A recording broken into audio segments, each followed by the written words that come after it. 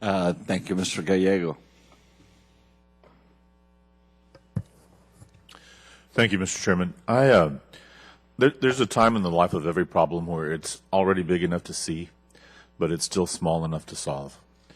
And it seems to me that what I understood you all to say is that an investment early on, closer to the source in South America, before any of the drugs or before they hit Mexico in particular, is the best investment of our money. Is there some data that you all can share with the committee that would back that up? Thank you, sir.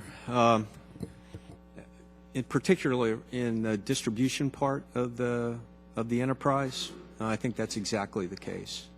But there's more than the distribution side of the drug problem. There's the production side, but there's also the finance side and the leadership side and the consumption side. And so I think that our point, one of our larger points to make on this, is that this is a series of threat networks that are dealing in illicit activity. And the primary money winner for them right now is drugs.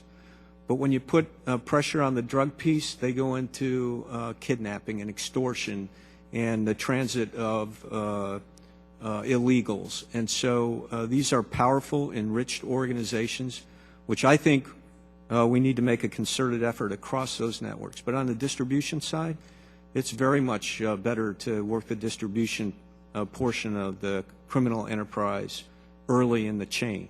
But I think it's a larger issue than that, sir. General Kelly? Yes, Congressman.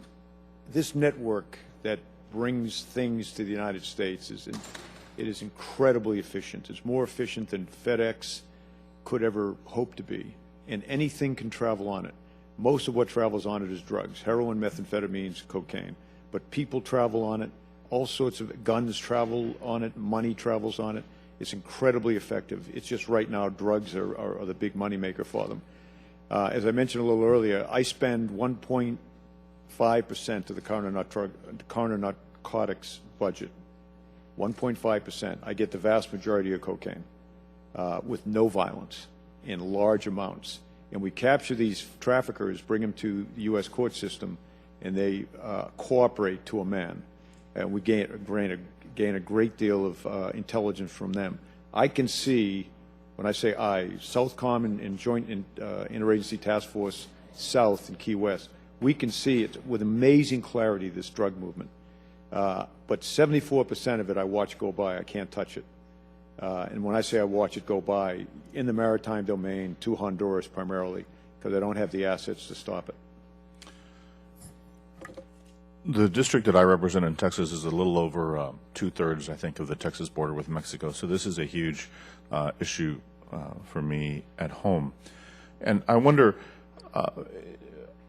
can you tell me, if you were to compare, for example, how many tons of drugs were caught by law enforcement in the U.S. side versus how much was caught in Mexico versus how much was caught before? How would those numbers compare?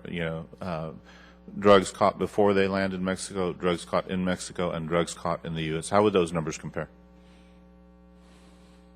I got 132 tons last year. Let me start at the beginning.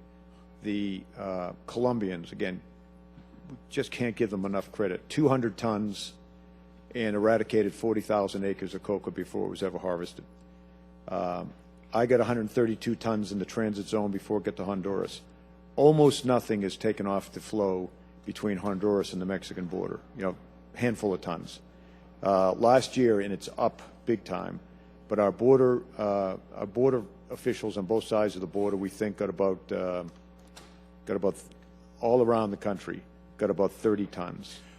So they're 30 tons all around the country in comparison to your 132 tons. 32 tons. And again, the cost is, I get it for 1.6% of the budget, zero violence. And you have to keep thinking about the violence, because once it gets ashore, it's, you use Honduras as an example, it's the most dangerous country on the planet. Guatemala is almost as dangerous. 70,000 Mexican deaths in the last 7 years, I think, in their drug fight. And then when it gets into the United States, just the local violence of distribution, dealing this stuff, it's just incredibly violent. Thank you so much, and I want to thank each of you for what you do.